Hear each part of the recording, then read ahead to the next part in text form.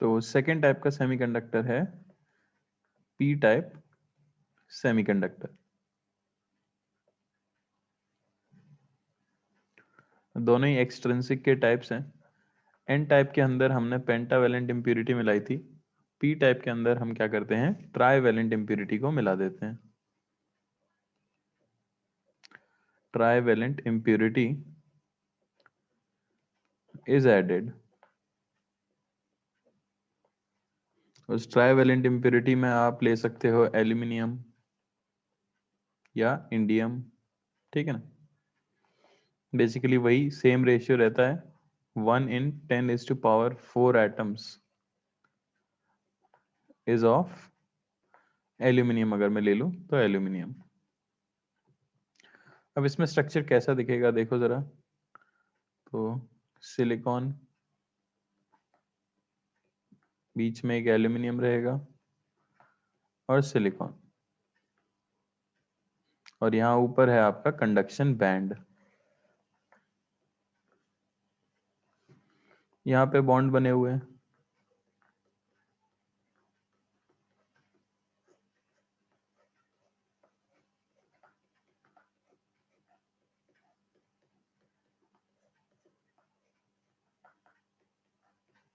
अब क्योंकि एल्यूमिनियम जो हमने यहाँ लिया है वो ट्राईवेलेंट है, तो वो सिर्फ 3 ही बॉन्ड फॉर्म कर सकता था, पर अब भाई उसे चौथा कोवेलेंट बॉन्ड भी बनाना है। इसका मतलब क्या है कि उसे एक इलेक्ट्रॉन की जरूरत है। जैसे मैं मान लूं कि यहाँ ऊपर उसके पास इलेक्ट्रॉन नहीं है, तो वो क्या करता है, किसी भी एक सिलिकॉन सिलिकॉन बॉन्ड में से एक इलेक्ट्रॉन को उठा के अपने बॉन्ड फॉर्मेशन में यूज कर लेता है, ठीक है ना। जिससे यहाँ पर इलेक्ट्रॉन की डेफिशिएंसी होती है और सिलिकॉन सिलिकॉन बॉन्ड बॉन्ड के अंदर क्या क्रिएट हो जाता है, एक होल क्रिएट हो जाता है। तो ये जो होल क्रिएट हुआ है इसने कोई इलेक्ट्रॉन कंडक्शन बैंड में नहीं भेजा है। जैसे कि एन टाइप में हमने देखा था कि उसके अंदर जो इलेक्ट्रॉन था,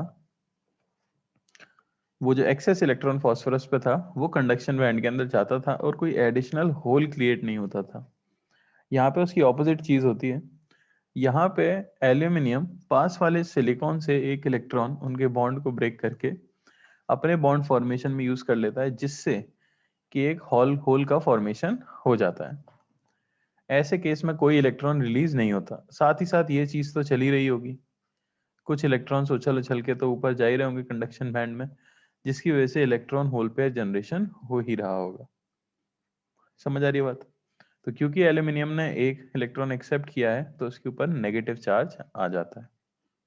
तो हम ये कह सकते हैं कि the generation of holes takes place due to transfer of electron from silicon silicon bond to aluminium. No electron is sent in the conduction band. तो क्या आप मुझे बता सकते हो कि ऐसी सिचुएशन में किसकी संख्या ज्यादा हो जाएगी? ऑब्वियसली ऐसे केस में होल्स की कंसंट्रेशन इलेक्ट्रॉन्स की कंसंट्रेशन से काफी ज्यादा हो जाती है, क्योंकि इलेक्ट्रॉन होल पेयर से तो जितने इलेक्ट्रॉन बन रहे हैं उतने ही होल्स बन रहे हैं, पर यहाँ हमारे पास कुछ एडिशनल होल्स आ गए हैं। तो पी टाइप सेमीकंडक्टर में हम कह सकते हैं कि holes are the majority charge carriers. ये जो है मेजॉरिटी चार्ज कैरियर्स होते हैं। समझ आया? इनका अगर बैंड डायग्राम हम देखें तो बैंड डायग्राम कुछ ऐसा दिखता है।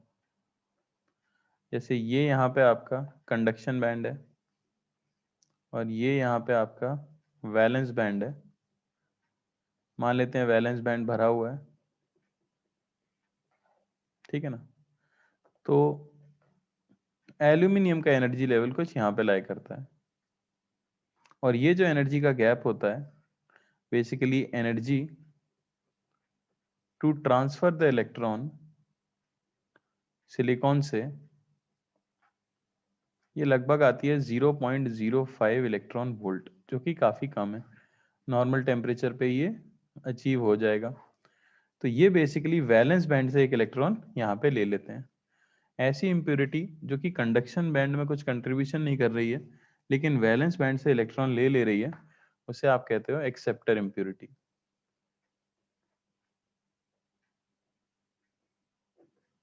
तो बेसिकली पी टाइप के अंदर हम एक्सेप्टर इम्प्योरिटी ऐड करते हैं, जबकि एन टाइप के अंदर हम डोनर इम्प्योरिटी ऐड करते हैं।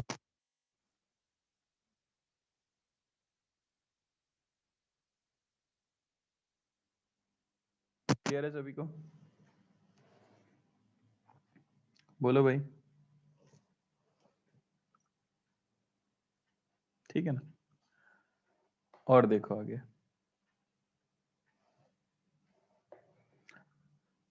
अगली चीज हो जाती है carrier concentration. Carrier concentration in extrinsic semiconductor. तो इंट्रिंसिक में भी हमने ये चीज देखी थी, और वहां पे क्योंकि सिर्फ इलेक्ट्रॉन होल पेयर ही फॉर्म हो रहा होता है, तो हमने कहा था density of electron Ne is equal to density of holes NH is equal to Ni, जो कि कांस्टेंट रहता था, सेमीकंडक्टर की टेम्परेचर डिपेंडेंट प्रॉपर्टी थी। आई होप सबको याद हो। ठीक है ना? यहाँ पे अब क्या हो जाता है, आपको पता है कि भाई एन टाइप के अंदर, एन टाइप के अंदर इलेक्ट्रॉन्स आर मेजॉरिटी कैरियर्स।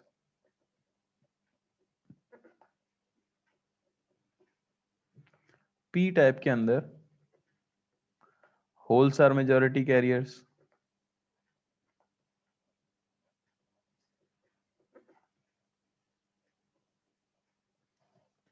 तो यहाँ पे क्या इंट्रिंसिक के साथ इनकी कोई रिलेशन रहती है?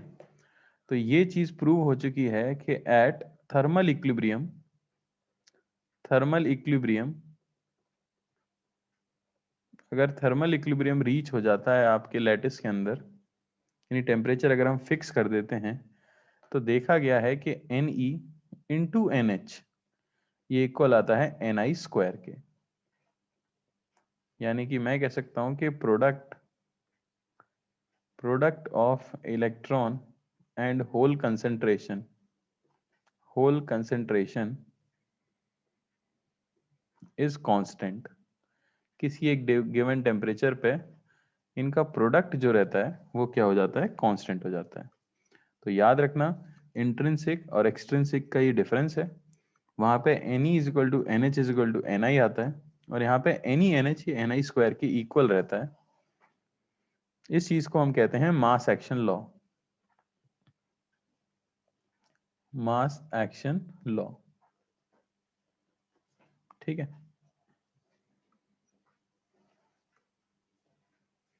अब अगर इंडिविजुअली बात की जाए, जैसे अगर हम बात करें,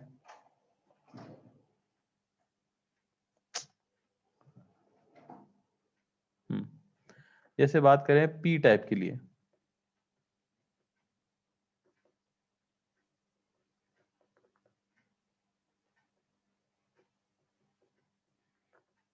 ठीक है ना?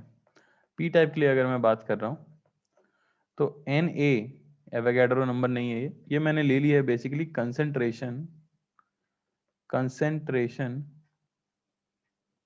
Of acceptor impurity.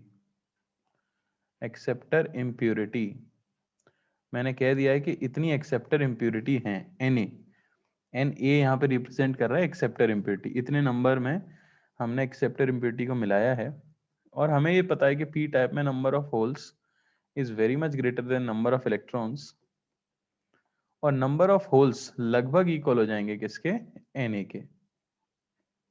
ये मैंने कैसे लिख दिया? मैंने ये सोच के लिख दिया है कि इलेक्ट्रॉन होल पेयर जो बन रहे हैं वो तो काफी कम है, लेकिन हमने एक्सेप्टर इम्प्योरिटी काफी ज्यादा मिलाई है, 1 × 10⁴ मिलाया है। ठीक है ना? जबकि 1 × 10⁸ बॉन्ड से इलेक्ट्रॉन होल पेयर फॉर्म हो रहा होता है। तो ऑलमोस्ट मैं ये कह सकता हूँ कि जितने भी होल्स क्रिएट हुए हैं वो सभी कहाँ से आए हैं, एक्सेप्टर इम्प्योरिटी से ही आए हैं। ठीक है ना? तो आप बता सकते हो concentration of electrons. Concentration of electrons वो सिंपली आपको मिल जाएगी Ne is equal to Ni square by Na।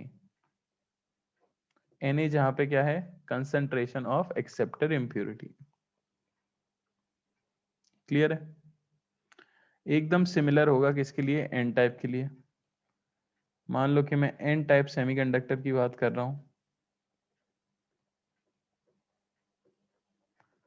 मान लेते हैं N D is the concentration of donor impurity, concentration of donor impurity. तो आपको पता है कि एन टाइप के अंदर नंबर ऑफ इलेक्ट्रॉन्स बहुत ज्यादा होगा नंबर ऑफ होल्स से, और नंबर ऑफ इलेक्ट्रॉन्स नियरली हम इक्वल कह सकते हैं नंबर ऑफ डोनर इम्प्योरिटी के। तो यहां से आप क्या बता सकते हो, hole concentration, hole concentration N H, ये आपको मिल जाता है N I square by N D. तो इंट्रिंसिक में तो दोनों इक्वल रहते हैं और दोनों ही इक्वल हो जाते हैं किसके, एन आई के। लेकिन यहाँ पे दोनों एन आई के इक्वल नहीं होते। आप देख सकते हो एन टाइप में एन ई लगभग एन डी होता है और एन एच हो जाता है N I square by N D के। क्लियर हुआ?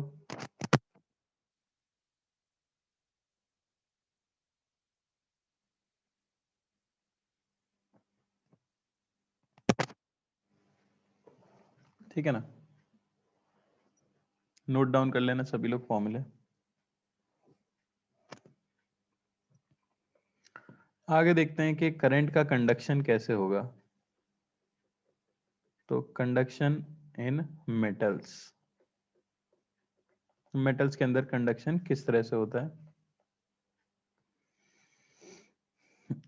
ठीक है, मान लेते हैं current density in the conductor हमें दी गई है, करंट डेंसिटी ऑफ कंडक्टर ये आपको दी गई है J। ठीक है ना? तो आपको याद होगा J इक्वल हो जाता है किसके, NEVD, जहां VD क्या है, ड्रिफ्ट वेलोसिटी। अगर किसी को याद नहीं आ रहा तो मैं याद दिला देना चाहता हूं कहां से आया ये फॉर्मूला। J करंट डेंसिटी होती है I बाय एरिया, और करंट होता है AVD NE, है ना? तो डिवाइड करेंगे अगर तो हमें ये मिल जाएगा। यानी मैं ये कह सकता हूं कि फॉर अ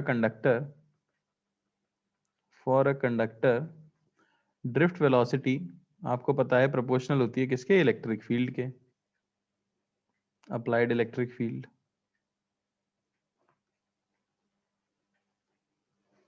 तो यहाँ पे एक नया सिंबल ला दिया जाता है, वहां पे तो हमने वैल्यू निकाली थी एक्चुअली, पर यहाँ पे हम एक सिंबल यूज कर लेते हैं कि V D is equal to mu E. ठीक है ना? ई जहाँ पे इलेक्ट्रिक फील्ड है और म्यू को बोल दिया जाता है mobility, mobility of charge carriers, charge carriers. Note down कर लेना ये फॉर्मूला। तो ड्रिफ्ट वेलोसिटी को आप कह सकते हो म्यू इंटू ई, जहां ई है आपकी अप्लाइड इलेक्ट्रिक फील्ड और म्यू है मोबिलिटी ऑफ चार्ज कैरियर्स। तो करंट डेंसिटी क्या बन गई आपके पास, अगर मैं Vd की वैल्यू पुट कर दूं तो करंट डेंसिटी J हमें मिल जाएगा Ne म्यू ई, है कि नहीं? यहां पे एक और टर्म डिफाइन कर दी जाती है, J is equal to sigma into E. और सिग्मा याद करो वहां कहते थे conductivity, conductivity of metal. Sigma की वैल्यू है क्या, सिग्मा की वैल्यू है बेसिकली Ne म्यू। एन जहां पे आपको बता रहा है चार्ज कैरियर की कंसंट्रेशन, कैरियर कंसंट्रेशन। म्यू मैंने अभी आपको बताया क्या है, कैरियर मोबिलिटी। और ई तो सबको पता ही होता है, चार्ज ऑफ इलेक्ट्रॉन। ठीक है, तो ये कुछ नए फॉर्मूले हैं जो आपको याद रखने हैं। नोट डाउन कर लो सभी लोग।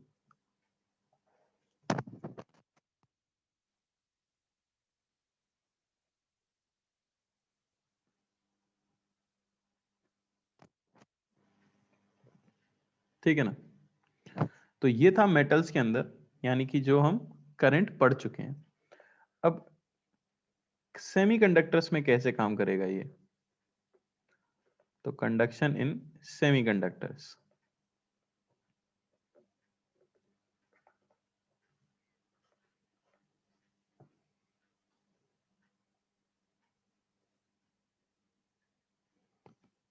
ठीक है। तो सेमीकंडक्टर में आपको पता है कि बेसिकली कंडक्शन जो होता है, conduction is due to electrons as well as holes. अब यहाँ पे सिर्फ इलेक्ट्रॉन जो है आपकी कैरियर नहीं है, यहाँ पे इलेक्ट्रॉन्स भी हैं और होल्स भी हैं। तो बेसिकली नेट करंट डेंसिटी जो हम डिफाइन करेंगे,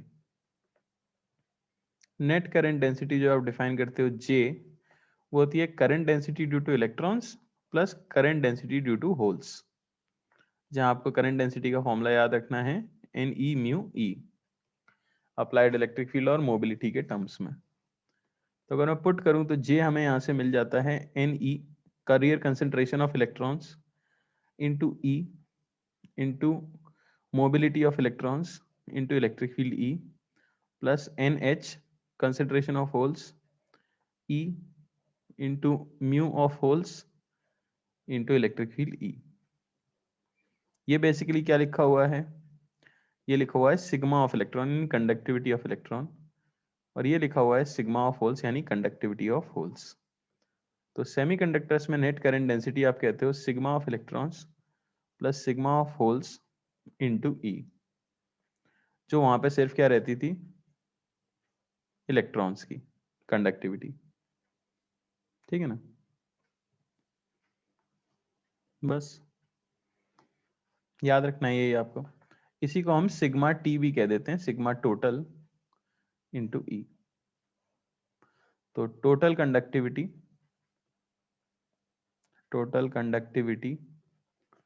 sigma T is sigma E plus sigma H, दोनों की कंडक्टिविटी के इक्वल, यानी N E mu E plus N H mu H, और चार्ज ऑफ इलेक्ट्रॉन तो कॉमन आ गया है। ठीक है ना? अब अगर बात की जाए फॉर इंट्रिंसिक सेमीकंडक्टर, यहीं से चीज इंपॉर्टेंट है। इंट्रिंसिक सेमीकंडक्टर की बात की जाए तो वहां तो एन ई इक्वल होता है एन एच और वो इक्वल होता है एन आई। एन आई किसी भी सेमीकंडक्टर के लिए टेम्परेचर डिपेंडेंट है प्योरली, है कि नहीं? तो सिग्मा टी की वैल्यू आपको क्या मिलेगी? वो आपको मिलेगी एन आई कॉमन आ जाएगा into E mu E plus mu H. Note down कर लो इस चीज को।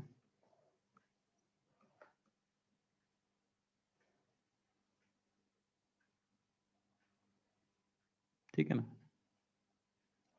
तो अगर टोटल करंट बोला जाए सेमीकंडक्टर में, याद रखना total current in semiconductor is current due to electrons plus current due to holes.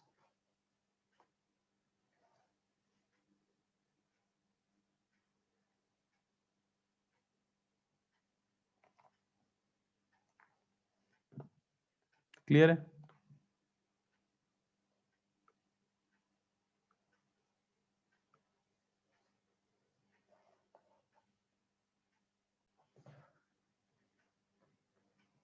देखो question.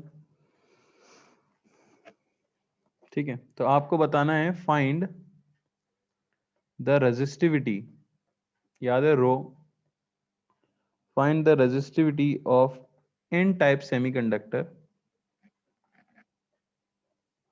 N type semiconductor. Okay, अगर कुछ डेटा आपको दिया गया है, जैसे एन ई की वैल्यू दी गई है 8 इंटू 10⁻13 पर centimetre cube,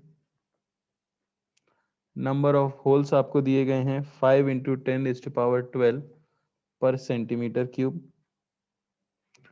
mobility of electrons आपको दी गई है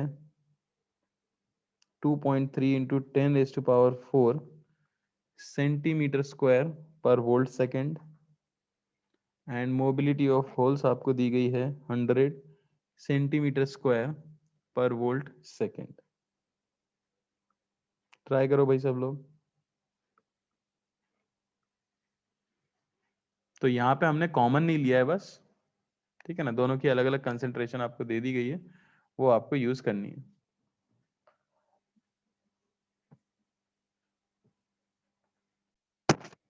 चलो देखो, तो सबसे पहले तो रेजिस्टिविटी पूछा गया है, जो होती है इनवर्स ऑफ कंडक्टिविटी।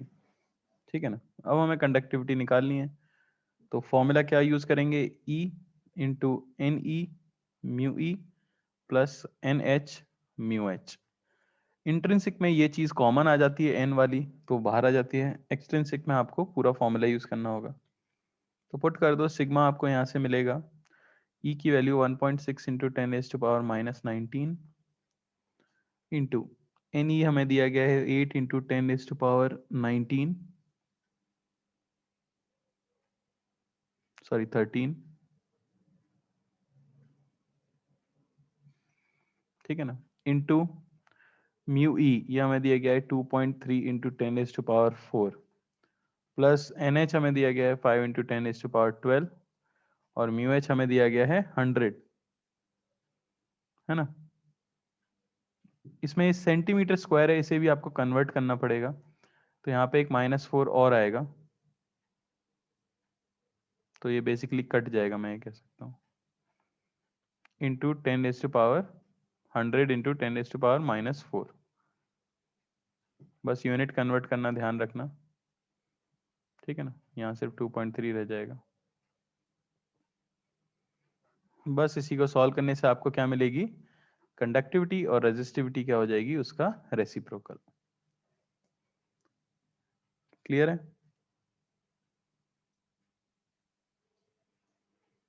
बोलो भाई।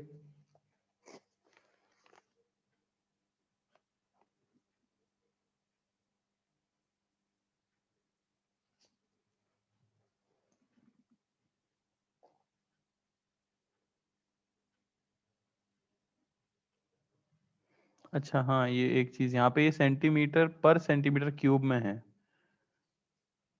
पर सेंटीमीटर क्यूब में है, तो हमें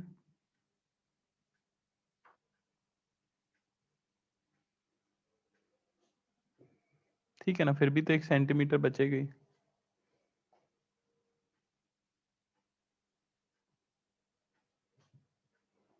13 बाय यहाँ आ जाएगा 10⁻⁻6 बाय 10⁻⁻6।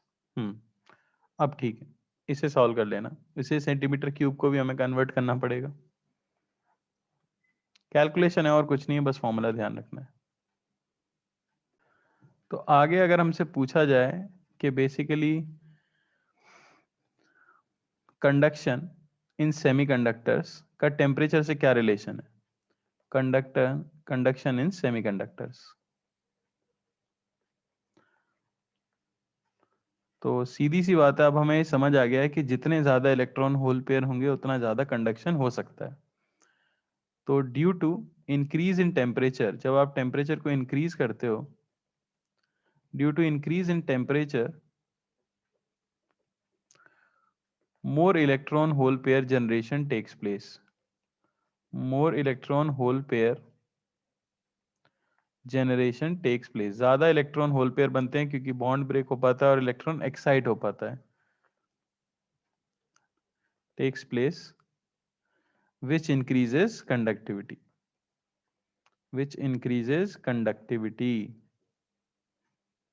और इसलिए हम कहते हैं कि टेम्परेचर बढ़ाने पे सेमीकंडक्टर के लिए कंडक्टिविटी क्या हो जाती है, बढ़ जाती है। क्लियर है क्या ये चीज?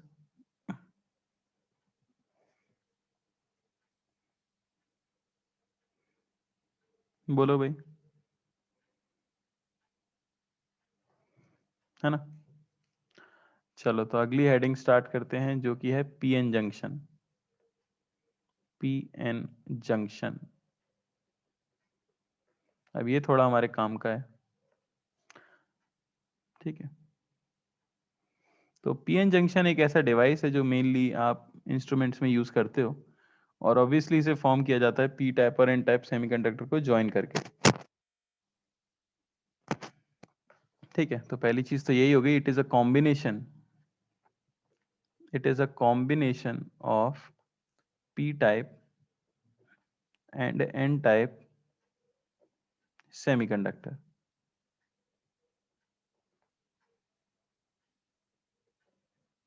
ठीक है।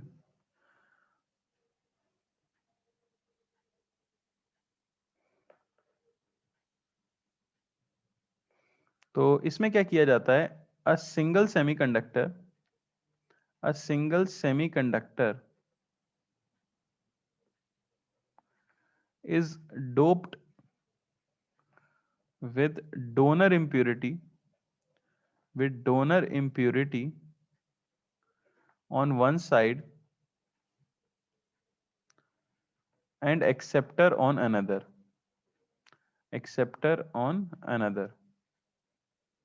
यानी आप एक सेमीकंडक्टर लेते हो, एक स्लैब ले ली मान लो मैंने इस तरह से, तो क्या किया जाता है उसके आधे पोर्शन में तो एक्सेप्टर इंप्योरिटी मिला देते हो आप, और आधे पोर्शन में आप क्या मिला देते हो, डोनर इंप्योरिटी मिला देते हो। तो जहां आपने एक्सेप्टर इंप्योरिटी मिलाई है वो ऑब्वियसली क्या बन जाएगा, पी टाइप सेमीकंडक्टर, और जहां डोनर मिलाई है वो क्या बन जाएगा, N type semiconductor. P type में हमें पता है क्या हो जाता है, नेगेटिव चार्ज आता है एल्यूमिनियम के ऊपर, तो इसे इस तरह से शो कर देते हैं हम। और एन टाइप में फॉस्फोरस अपना इलेक्ट्रॉन देता है, इसलिए उसमें पॉजिटिव पॉजिटिव चार्ज आ जाता है। ठीक है। अब इनके पास में क्या होगा, डायग्राम में मैं शो कर दूंगा यहाँ पे होल्स, क्योंकि हमें पता है पी टाइप के अंदर होल्स होते हैं और एन टाइप के अंदर क्या होते हैं, इलेक्ट्रॉन्स। तो इन्हीं दोनों टाइप्स के बीच का the partition in between the zones is PN junction. इसे आप क्या कह देते हो, पीएन जंक्शन कह देते हो। ये जो पार्टीशन आपको बीच में दिख रहा है ये कहलाता है पीएन जंक्शन। बात समझ आई। तो हमने क्या किया, एक सेमीकंडक्टर लिया, आधे साइड पे उसे एक्सेप्टर इंप्योरिटी देके पी टाइप बना दिया, आधे साइड पे उसे डोनर इंप्योरिटी देके हमने एन टाइप बना दिया। तो उनके बीच का जो जंक्शन था उसे क्या बोला गया, पीएन जंक्शन बोला गया। ऑब्वियस है। ठीक है। अब एक और टर्म आ जाती है यहाँ पे जिसे कहा जाता है डिप्लीशन लेयर। डिप्लीशन लेयर किसे कहते हैं हम, डिप्लीशन लेयर? तो ये हमारी स्लैब है,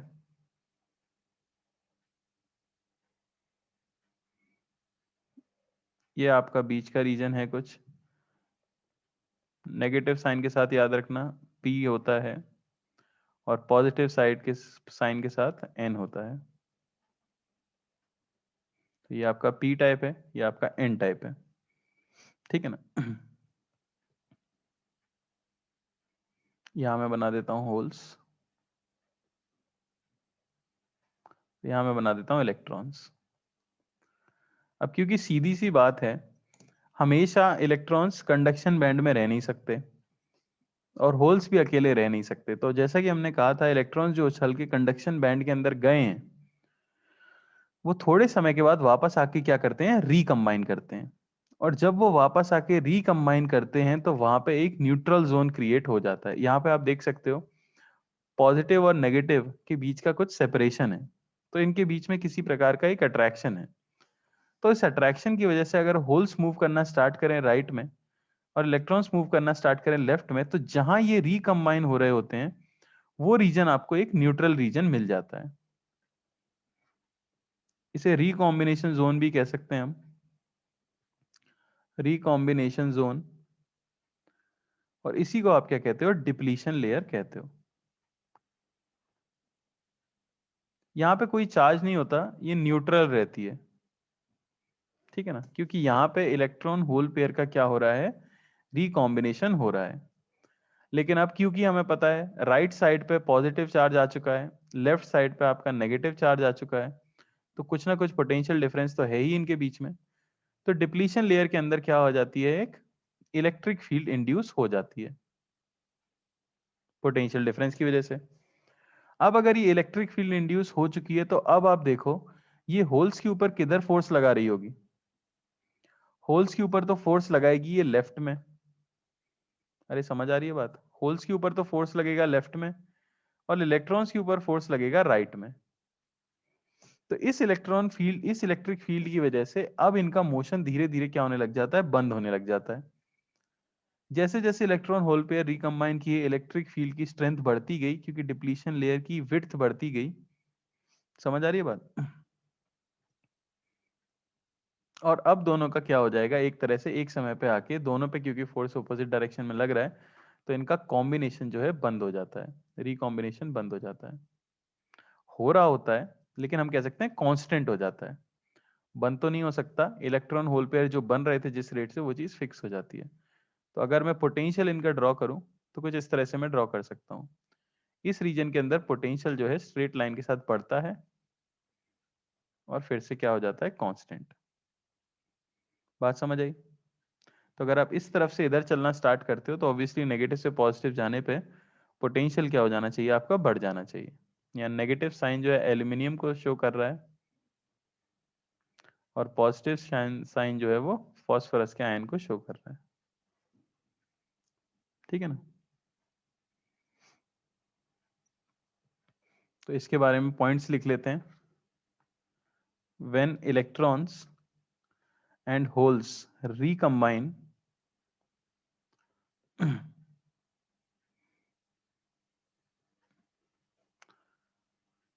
in between the zones,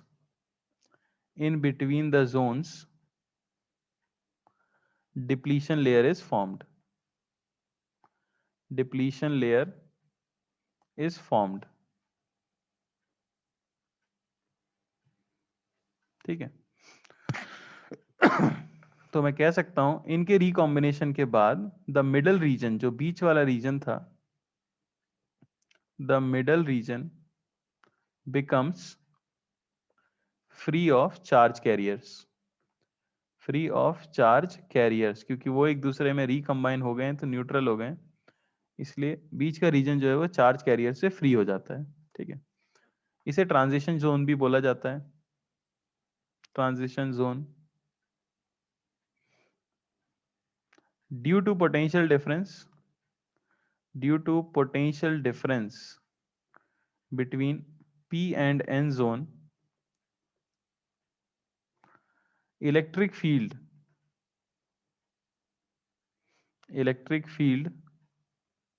is established in the depletion layer. Depletion layer के अंदर इलेक्ट्रिक फील्ड एस्टैब्लिश हो जाती है।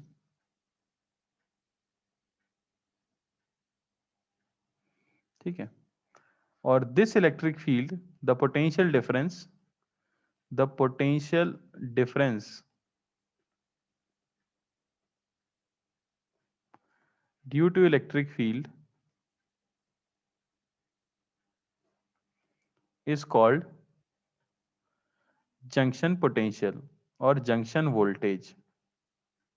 जो भी डिप्लीशन लेयर के दोनों साइड में पोटेंशियल डिफरेंस होता है उसे आप क्या कहते हो, जंक्शन वोल्टेज कहते हो। एंड दिस पीएन जंक्शन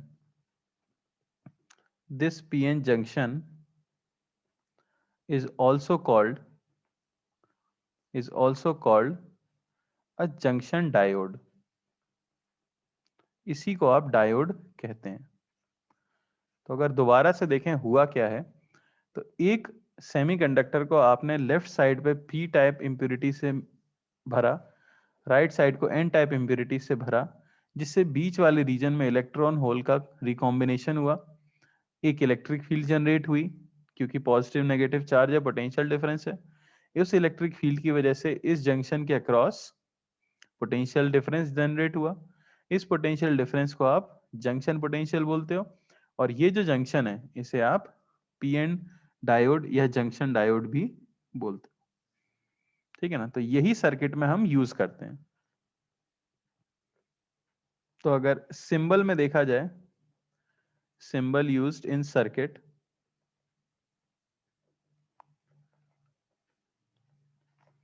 तो वो कुछ ऐसा दिखेगा आपको, एक ट्रायंगल और उसके आगे एक रॉड टाइप चीज। यहाँ ये ट्रायंगल P को शो करता है और ये स्ट्रेट लाइन N को शो करती है। समझ आ रहा है? इस चीज का रिप्रेजेंटेशन है ये। जो आपने डायोड बनाया है, ये P और ये N। क्लियर हुआ? तो क्या फायदा है इस डायोड का, क्या फायदा है, जंक्शन डायोड का क्या फायदा है, क्या एप्लीकेशन है, वो समझने के लिए हमें एक टर्म समझनी पड़ेगी जिसे आप कहते हो biasing, biasing of PN junction. Basically याद करो, स्टार्टिंग में मैंने कहा था कि सेमीकंडक्टर डिवाइसेस को हम यूज करते हैं चार्ज फ्लो को कंट्रोल करने के लिए किसी सर्किट में, ठीक है ना। तो कैसे आप करंट के फ्लो को कंट्रोल कर सकते हो किसी सर्किट के अंदर यूजिंग अ डायोड, वो हम यहां देखने वाले हैं, ठीक है।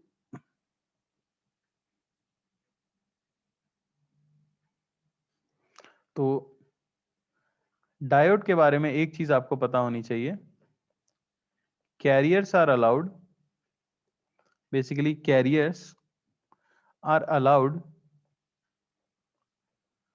To flow in one direction only, in one direction only and not the other। इस तरह से हम क्या कर सकते हैं, इसे कंट्रोल कर सकते हैं। एक जंक्शन डायोड में एक पर्टिकुलर डायरेक्शन में ही इलेक्ट्रॉन्स या होल्स इनका फ्लो हो सकता है, उसकी ऑपोजिट डायरेक्शन में फ्लो नहीं हो पाता। तो करंट किसी एक पर्टिकुलर डायरेक्शन में ही फ्लो कर सकता है किसी डायोड के अक्रॉस, उसके उल्टे डायरेक्शन में ये नहीं क्रॉस कर सकता, ठीक है ना।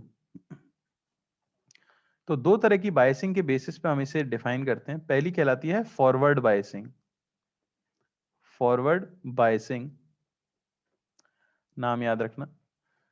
फॉरवर्ड बायसिंग किसे बोला जाता है? तो फॉरवर्ड बायसिंग बोला जाता है when P side is at higher potential, is at higher potential. यानी आपका जो सेमीकंडक्टर है, जो डायोड है, उसमें जब आप बैटरी अटैच करो, तो अगर आप पी साइड को हायर पोटेंशियल पे रखते हो, देखो पॉजिटिव प्लेट जो है कनेक्टेड है पी साइड से, तो ऐसे अरेंजमेंट को आप क्या कहते हो? फॉरवर्ड बायसिंग कहते हो। जबकि अगली होती है रिवर्स्ड बायसिंग।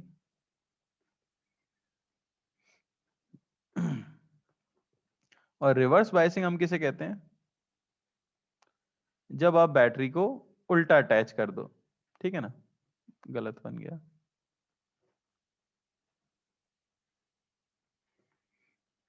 इस तरह से। यानी एन को जो है हायर पोटेंशियल पे रखा जाए, N is at higher potential, ठीक है। तो ऐसा करने से होगा क्या, वो स्टडी करना इंपॉर्टेंट है। यहीं से आपको समझ आएगा कि कैसे आप करंट को क्या कर सकते हो, कंट्रोल कर सकते हो, ठीक है।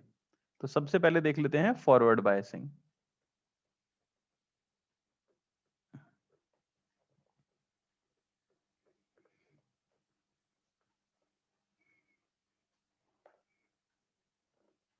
तो देखो, ये कुछ सिचुएशन है,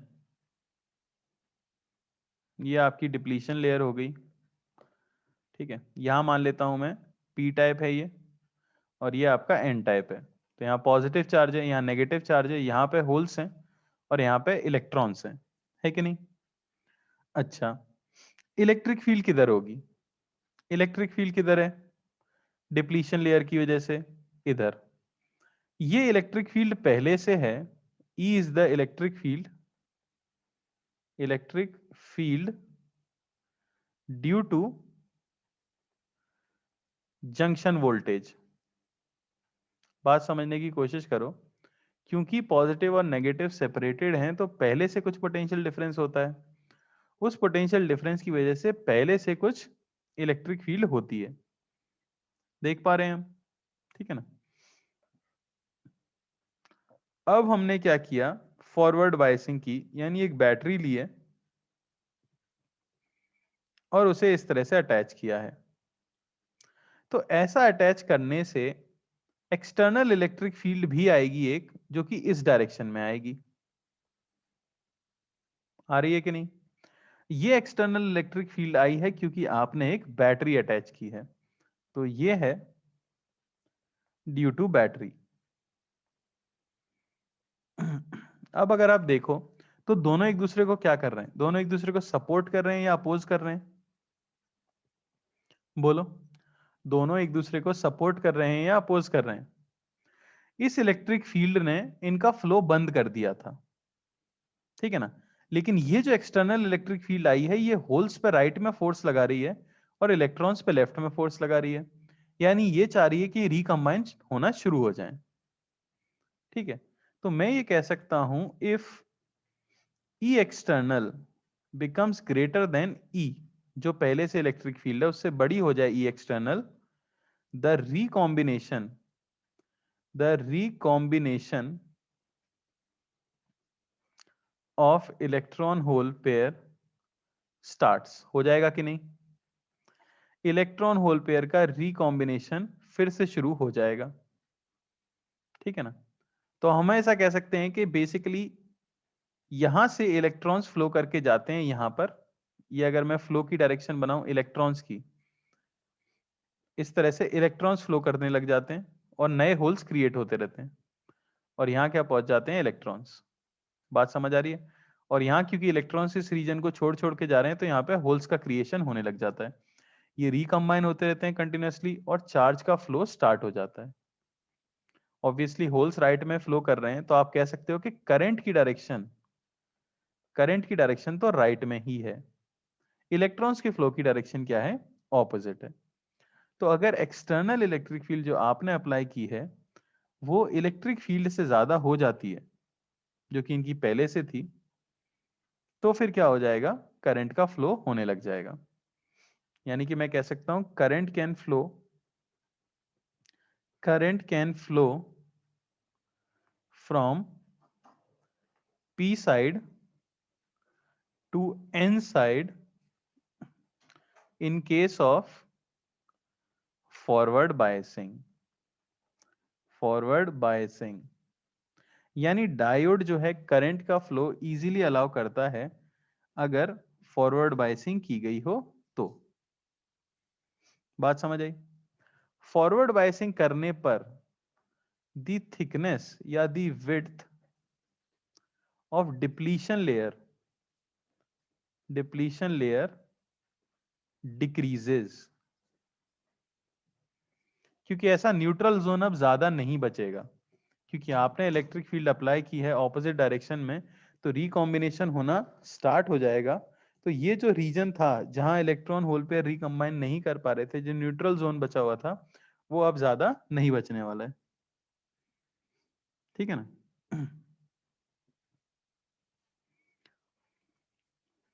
सिमिलरली अगला देख लेते हैं जिसमें रिवर्स बायसिंग की जा रही है, कि रिवर्स बायसिंग के केस में क्या होगा।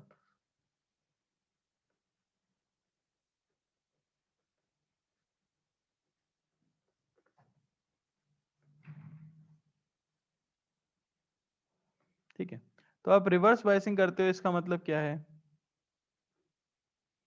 ये आपका डिप्लीशन लेयर हो गया, ये P मान लेता हूं, ये N, ये नेगेटिव है होल के साथ, ये पॉजिटिव है इलेक्ट्रॉन के साथ। तो एक इलेक्ट्रिक फील्ड तो पहले से है पॉजिटिव से नेगेटिव की तरफ, और अब आपने बैटरी लगा दी है कुछ इस तरह से। तो एक्सटर्नल इलेक्ट्रिक फील्ड भी आती है, वो भी इसी डायरेक्शन में आ जाती है। तो अगर एक्सटर्नल इलेक्ट्रिक फील्ड भी इसी डायरेक्शन के अंदर आ गई है, तो अब मैं ये कह सकता हूं कि the external electric field and the depletion layer electric field support each other. Support कर रहे हैं ईच अदर, और होल्स के ऊपर फोर्स लगता है लेफ्ट में और इलेक्ट्रॉन्स के ऊपर फोर्स लगता है राइट में। So recombination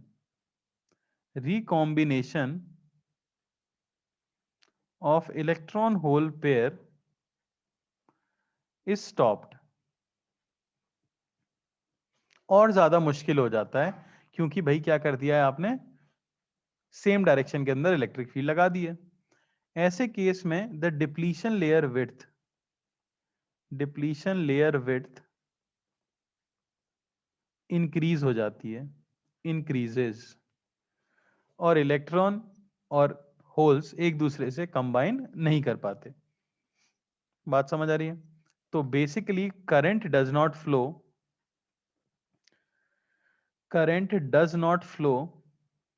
through a diode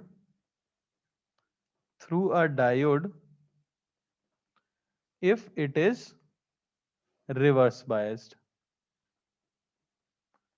अगर आपने एक डायोड को रिवर्स बायस कर दिया, यानी P को आपने लोअर पोटेंशियल पर रखा है, N को हायर पोटेंशियल पर रखा है, तो उस डायोड से कोई भी करंट फ्लो नहीं करता है। यानी अगर ओवरऑल मैं चीज बोलूं तो आपको सिर्फ एक बात याद रखनी है, current can only flow from P side to N side in a diode, और कब? when diode is forward biased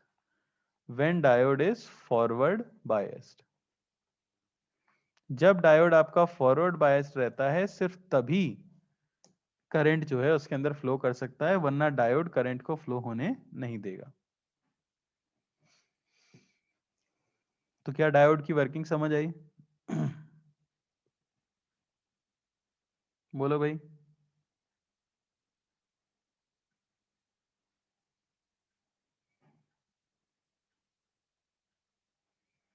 ठीक है ना? तो इसके लिए VI कर्व अगर देखा जाए, VI curve of a PN junction, तो आप जो वोल्टेज अप्लाई करोगे और उसके करस्पॉन्डिंग करंट जो आपको दिखेगा सर्किट में, उसका अगर हम ग्राफ बनाएं, सर्किट में ऐसा ले लेता हूं, ये आपका डायोड है, ठीक है ना? यहाँ पे हमने बैटरी ले ली है,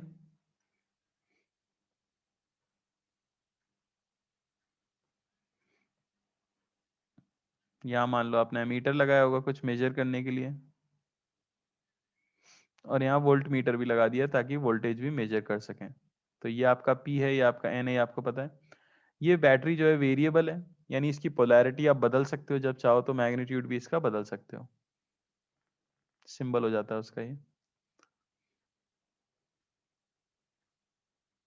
तो मैं वोल्टेज इस एक्सिस पे लेता हूं और करंट इस एक्सिस पे ले लेता हूं। तो स्टार्टिंग में बताओ, जब आप बहुत छोटा वोल्टेज अप्लाई करोगे तो क्या करंट फ्लो हो पाएगा? फॉरवर्ड बायसिंग अगर मैंने की हुई है, फॉरवर्ड बायसिंग अगर की हुई है और बहुत छोटा सा वोल्टेज अगर मैं अप्लाई करता हूं, तो करंट फ्लो हो पाएगा क्या? नहीं फ्लो हो पाएगा, क्योंकि जो पहले से इंटरनल इलेक्ट्रिक फील्ड है उसे तो ओवरकम करना पड़ेगा कि नहीं करना पड़ेगा? जब तक आप उस छोटी सी इंटरनल इलेक्ट्रिक फील्ड जो डिप्लीशन लेयर में पहले से है उसे ओवरकम नहीं कर जाते, तब तक इलेक्ट्रॉन होल रिकॉम्बिनेशन स्टार्ट नहीं होगा। तो शुरुआत में जो ग्राफ बनता है वो कुछ ऐसा बनता है, ऑलमोस्ट जीरो। फिर एक समय के बाद करंट जो है बढ़ना शुरू हो जाता है। समझ आई बात?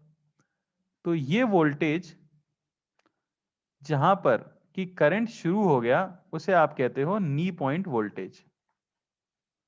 नी पॉइंट वोल्टेज, ठीक है ना? नी पॉइंट वोल्टेज, जो कि बेसिकली आपको क्या बता रहा है? Voltage required to overcome the initial electric field. अरे बात समझ आई क्या? बहुत छोटा आता है, बहुत ज्यादा नहीं आता, लगभग 0.7 वोल्ट के करीब आ जाता है ये, ठीक है? अच्छा, इस ग्राफ को देख के क्या ये ओम्स लॉ फॉलो कर रहा है? क्या ये ओम्स लॉ फॉलो कर रहा है? जो हमने डिवाइस लिया है डायोड, क्या ये ओम्स लॉ फॉलो कर रहा है? नहीं, स्ट्रेट लाइन नहीं है ये, तो इसलिए हम कह देते हैं it is a non ohmic device, ठीक है ना? और करंट जो इसमें आता है वो आता है आई नॉट ई की पावर माइनस ईवी, सॉरी ई की पावर ईवी बाई के टी -1, जहाँ के आपको पता ही है बोल्ट्जमैन कांस्टेंट है, E charge on electron, V voltage है, टी टेम्परेचर है, 1 तो 1 है, ठीक है? और आई नॉट आपका क्या है? आई नॉट को हम कहते हैं reverse saturation current. Reverse saturation current. बात यह है कि अगर आप इसे रिवर्स बायस कर दो, अगर जो हमारा डायोड है बैटरी की पोलैरिटी में चेंज करके अगर उसे रिवर्स बायस कर देता हूं, तो क्या करंट फ्लो करेगा? नहीं करंट फ्लो करता है ना, ऑब्वियसली, क्योंकि आप डिप्लीशन लेयर की थिकनेस और बढ़ा रहे हो, तो करंट नहीं फ्लो करना चाहिए। लेकिन देखा जाता है कि हल्का सा करंट तब भी फ्लो कर रहा होता है,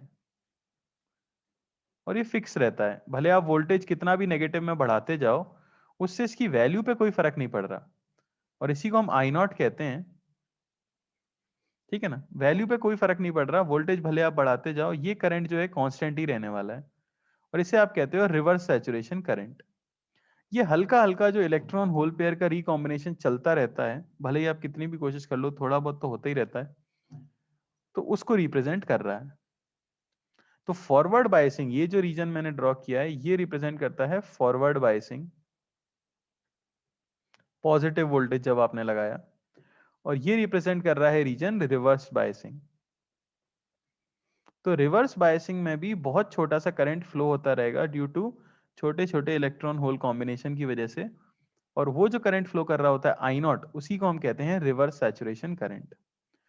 आप नेगेटिव वोल्टेज बढ़ाते जाओ, उससे करंट की वैल्यू बढ़ने या घटने वाली नहीं है, वो फिक्स रहती है। लेकिन एक पर्टिकुलर वोल्टेज आ जाता है, जब आप हद से ज्यादा वोल्टेज लगा देते हो, तो अचानक से करंट बढ़ के लगभग कितना हो जाता है? इनफाइनाइट।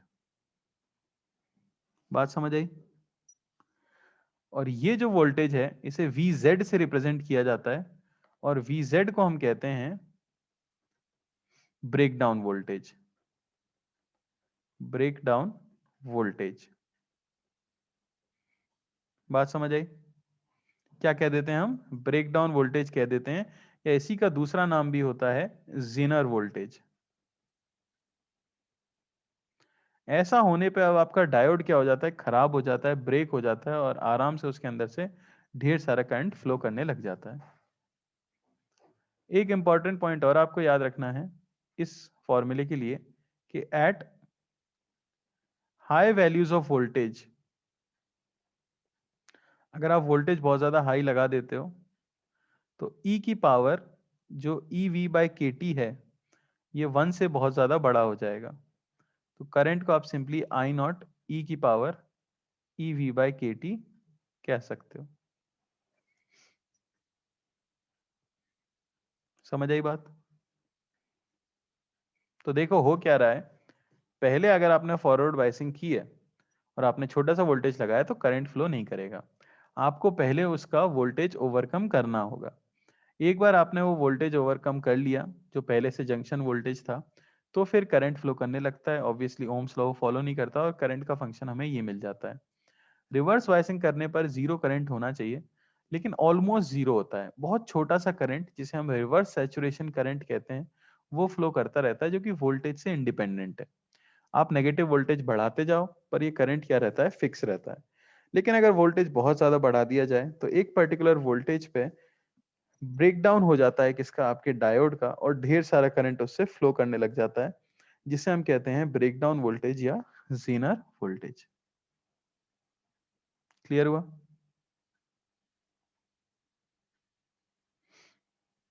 बोलो भाई।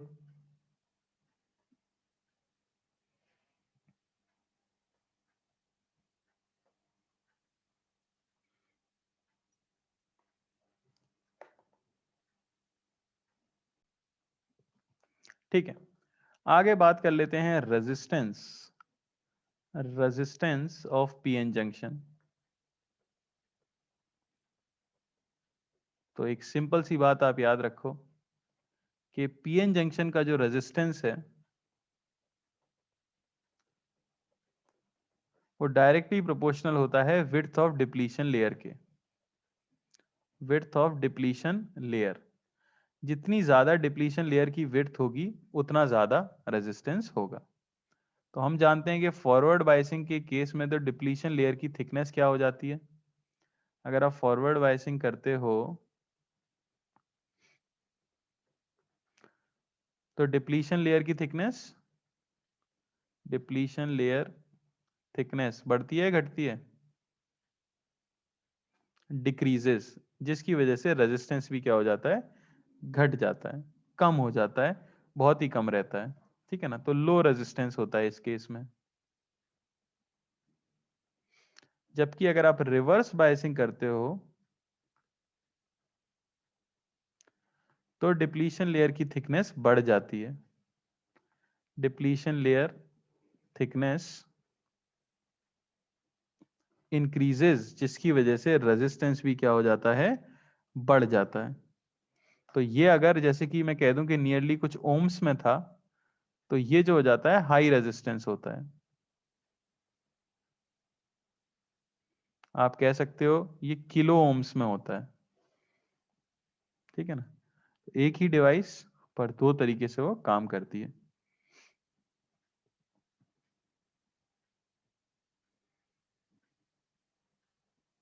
क्लियर है?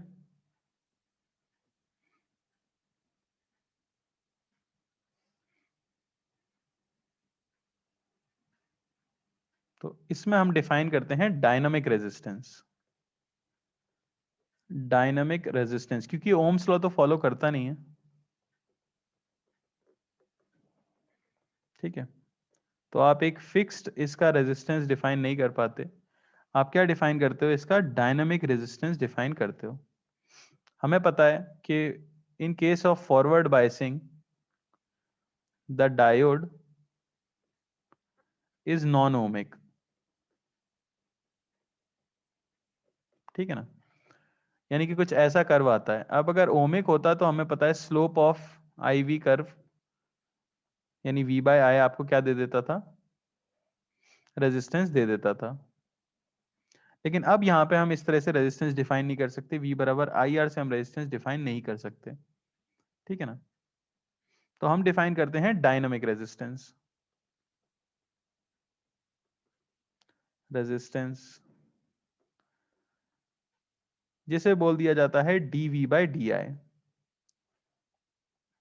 dv बाई डी आई यानी कि अगर छोटा सा वोल्टेज चेंज करा जाए, ठीक है ना, वोल्टेज मैंने चेंज किया छोटा सा dv से, और उसके करस्पॉन्डिंग करंट में चेंज हुआ छोटा सा di का,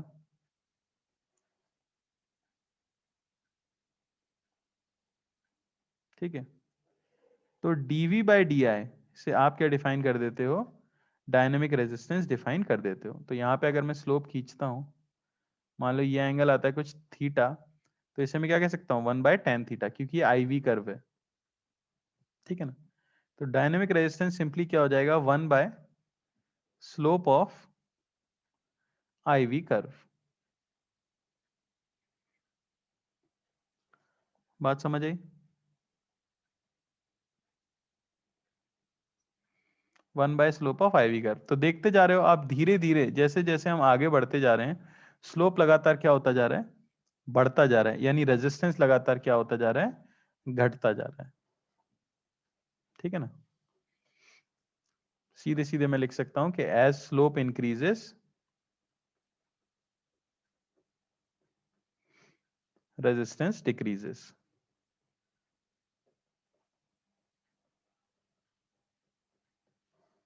अब जनरली क्या होगा, आपको आइडियल डायोड दिया जाएगा, यानी ये सब आपको सोचना ही नहीं है। आइडियल डायोड अगर हमें दिया गया है, ठीक है, तो जैसे हमने रियल की बात की, तो फॉरवर्ड बायसिंग में लो रेजिस्टेंस था और रिवर्स बायसिंग में हाई रेजिस्टेंस था। लेकिन अगर आपको एक आइडियल डायोड दे दिया जाए पी और एन, तो याद रखना कि फॉरवर्ड बायसिंग में तो उसका रेजिस्टेंस आप ले लेते हो 0,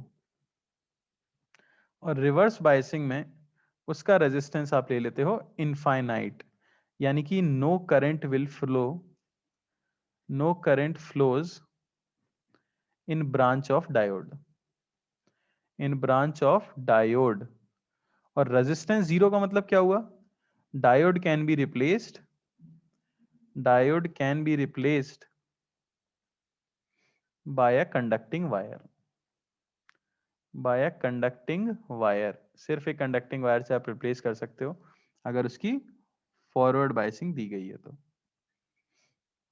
समझ आया?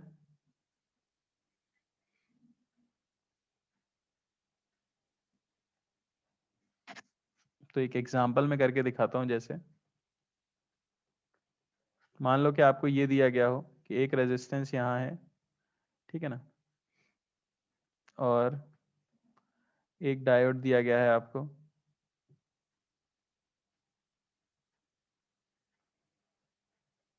ठीक है, एक ये डायोड दिया गया है, एक रेजिस्टेंस यहाँ है और एक रेजिस्टेंस यहाँ है, और मान लेते हैं एक बैटरी दी गई है, ठीक है। ये मैं ले लेता हूँ 10 वोल्ट की। यह है 3 ओम, 3 ओम और 3 ओम। यह है डायोड 1, यह है डायोड 2। आइडियल डायोड्स दी गए हैं। आपसे पूछा जाए करंट थ्रू बैटरी कितना होगा, बैटरी से कितना करंट फ्लो होगा। सबसे पहला काम आपको सिर्फ ये करना है कि पता लगाना है कौन सा डायोड फॉरवर्ड बायस्ड है और कौन सा डायोड रिवर्स बायस्ड है। तो मैं जैसे कि जानता हूं, अगर मैं 0 यहां मान लेता हूं तो ये सब 0 हो गया और ये हो गया 10। तो अब क्लियरली हम देख सकते हैं कि यहां पे D1 जो है वो तो फॉरवर्ड बायस्ड है क्योंकि P साइड जो है हायर पोटेंशियल पे है, पर D2 जो है वो रिवर्स बायस्ड है क्योंकि इस बार N साइड जो है वो हायर पोटेंशियल पे है। तो सीधे सीधे मैं कह दूंगा कि इसे अगर मैं रीड्रॉ करूं सर्किट तो कुछ ऐसा बनेगा। ये सीधे सीधे कंडक्टिंग वायर से रिप्लेस हो जाएगा और इस ब्रांच में कोई करंट नहीं जाएगा, यानी इस ब्रांच को आप ब्रेक कर सकते हो, ठीक है ना। और ये आपकी बैटरी 10 वोल्ट की, ये 3 ओम, ये 3 ओम, बस ये पर्पस होगा सिर्फ डायोड का क्वेश्चंस में। तो वो आप देख ही सकते हो आर इक्वलेंट कितना आ जाएगा हमारे पास, 3/2 ओम। ये तो वेस्ट हो गया ना, इसमें तो कोई करंट जाने नहीं वाला। और करंट थ्रू बैटरी आप बता सकते हो 10/3/2 ओम, यानी कि 20/3 एम्पियर। क्लियर हुई क्या बात, बोलो भाई।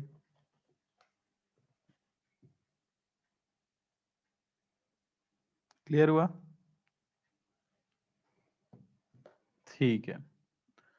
तो आज यहीं तक रखेंगे, अगली क्लास में मैं इसके ऊपर कुछ क्वेश्चंस कराऊंगा और ज़्यादा ज्ञान की बातें करेंगे, ठीक है।